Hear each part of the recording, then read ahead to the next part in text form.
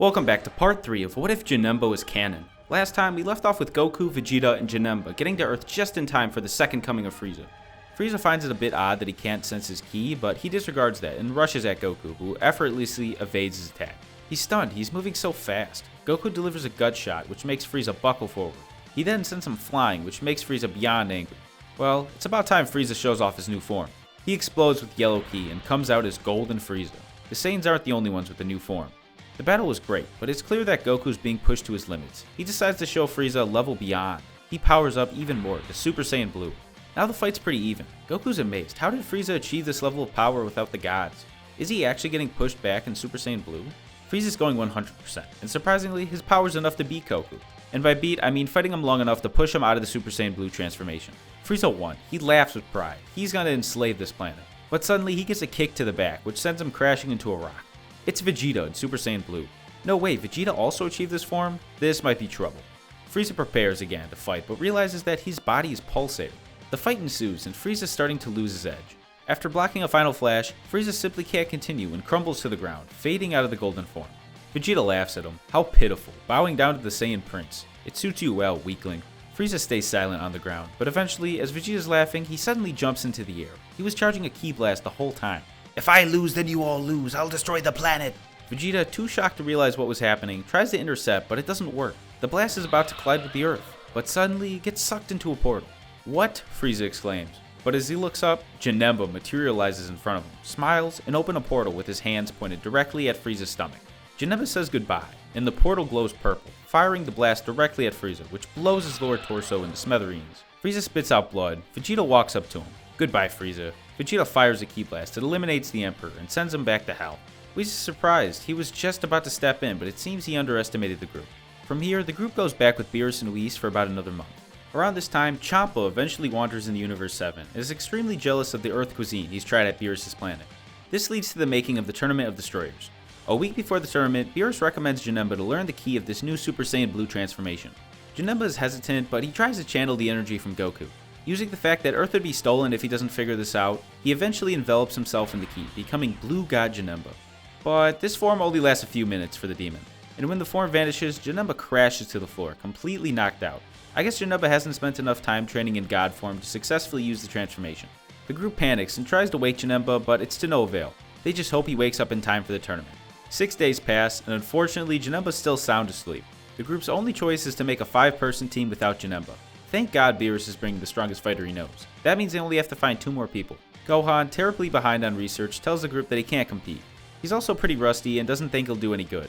This leads into Goku and Vegeta picking Piccolo and Majin Buu for the team, which if you didn't notice is the team from the Canon series, but something definitely changes, trust me. A day passes and the group gets transported by Whis to the Tournament of Destroyers, but this time Majin Buu surprisingly passes the exam and keeps himself from falling asleep. This is actually because of Janemba. Buu is interested in his tutor sessions and frequently stop by to learn, and eat food at Capsule Corp, but that's besides the point. So Majin Buu barely passes, but he's in the tournament.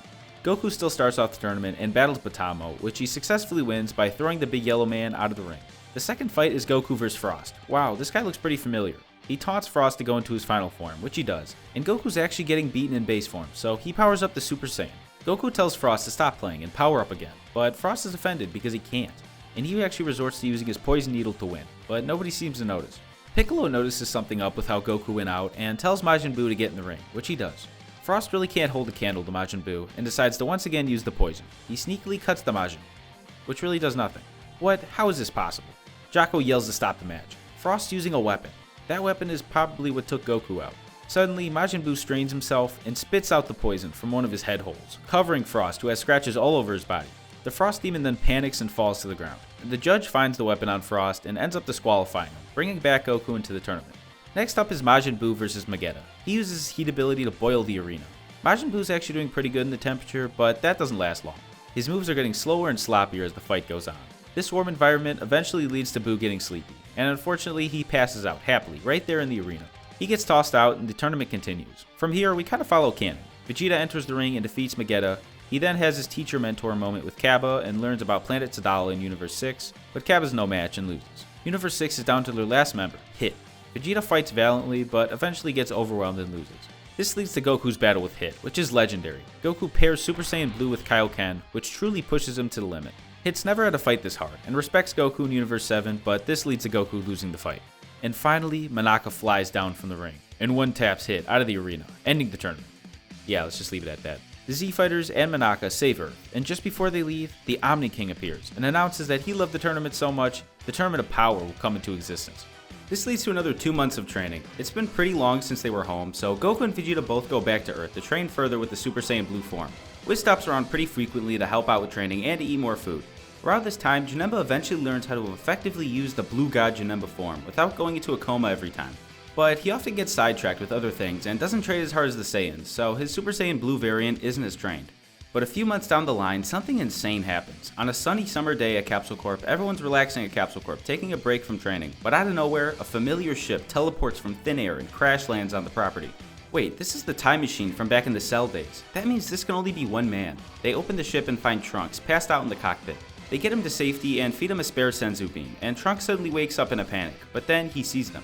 Oh my god, no way. It's Black and Janemba. How is this possible? Janemba should have been dead, and even worse, he's now teaming up with Black? Trunks jumps up with a fit of rage and grabs his sword and attempts to cut Goku in half since he's the closest, but Goku stops the blade and urges Trunks to calm down. Bulma holds on to Trunks and he screams and tells her to run before it's too late, but Bulma says there's nothing to worry about. After calming Trunks down a bit, the realization hits him that this isn't Goku Black. This is the Goku that helped him out all those years ago. But that still doesn't explain Janemba. Why is that Hellspawn here on Earth? Bulma sits him down and the group explains what's been going on in the timeline. Trunks takes a breath of relief and calms down a bit, so that's why Janemba looks so different. Janemba, interested in this man, asks what happened to the Janemba in his universe. Janemba could speak English at this point, but it's pretty broken. Nonetheless, people can still sorta understand what he's saying. So Trunks tells the story of Janemba in his timeline. To shorten it up, Trunks also experienced the rip in the Otherworld, and Pikkon came out to greet him. He explained the monster attacking the Otherworld, and he actually told by King Yemba to find Trunks. He reached out to ask King Kai if he knew of any powerful warriors to defeat Janemba, and he recommended he come find Earth. Trunks, realizing the world is in danger, accepted the request, and Pikkon took him into Otherworld. Here, Pikkon and Trunks eventually found Janemba, and with the combined force of Pikkon and Super Saiyan 2 Trunks, he accessed this form a few years after witnessing it from Gohan in the Cell Saga, they eventually angered Janemba enough to evolve him into Super Janemba. The battle was fierce, but it's no surprise that these fighters couldn't handle the battle. Janemba pushed them to their limits. If they kept going as it is, death would surely ensue. So they somehow escaped the monster and hid deep in the pits of the Otherworld. Trunks tells Pikkon that he has no idea how to defeat this guy, and Pikkon tells him he may have a solution. The Fusion Dance. Pikkon knows of this technique and tells Trunks that he could teach him. The dance allows the user to fuse together, becoming extremely strong, maybe strong enough to defeat Janemba. Trunks says that he has no other choice and they need to fuse, and because Trunks isn't an idiot or a pride freak, they successfully fuse on the first attempt, creating the mighty warrior known as Tricon. They fly up and find Janemba again, who is currently destroying Otherworld, and challenge him once again. The battle is amazing. Both fighters are extremely even in power, but the raw power of Trunks fused with the years of technique of Pikkon eventually lead to the death of Janemba. The two unfuse, and just like that, the crisis was averted. Trunks' timeline was relatively calm after that, until the Goku Black incident. Trunks tells the story of Goku Black as well as Zamasu, and the group was shocked. Some guy that looks identical to Goku? How is that even possible? It suddenly makes a lot of sense as to why Trunks was so terrified when he woke, since two of his arch-enemies were standing right before him. But then the sky becomes black, and the group feels a powerful evil presence approaching. The time rip that Trunks used to get here opens back up, and here comes Goku Black. The group is astonished, it really is Goku. But after Trunks' story, it's clear that this man has no good intentions. The group then goes on the defensive, but Goku is extremely intrigued by this. Who's a better challenge than himself? Trunks warns Goku about how strong Black is, but Goku approaches Black, and the two begin to spar. The fight is dangerously close, but Goku Black is extremely surprised that the original Goku is pushing him to the max. Goku smiles. All that training from the gods must have finally paid off. Before Goku could deliver his finishing attack, the Rift begins to pull Goku Black in, and he escapes.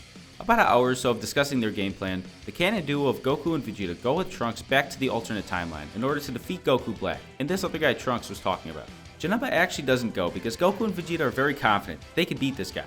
He also isn't a battle junkie like the Saiyans and would much rather play with Buu, Trunks, and Goten. And this part ends up pretty much like canon, although Goku and Vegeta are a bit stronger than canon since they had another person to spar with on Beerus' planet. It wouldn't make enough of a difference in this scenario.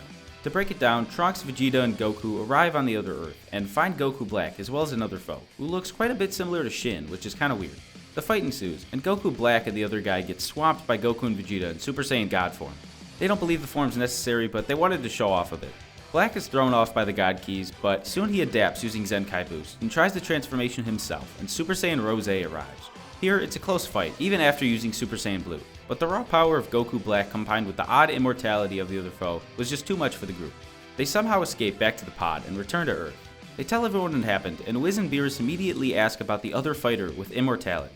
Using the hints of the immortality, Zero Mortal's plan, and the fact that he had similar clothing to Shin, they immediately know it's one of the other Supreme Kais. This leads to the group approaching Universe 10 Supreme Kai, Gowasu, and here they find Zamasu, and this man looks identical to the one they fought at Trunks' timeline.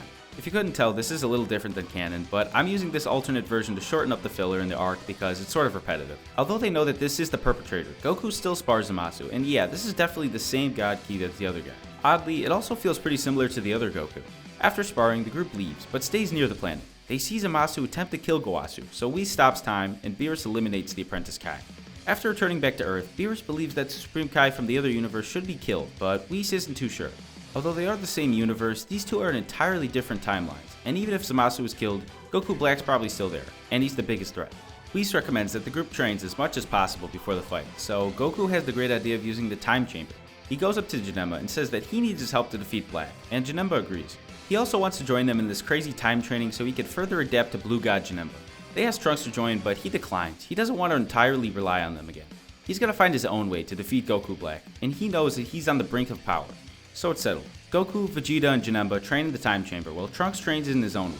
Alright, I think I'll end part 3 here. If you're enjoying the series so far, please like the video and subscribe to the channel, I'd really appreciate it. Alrighty, see you in the next one.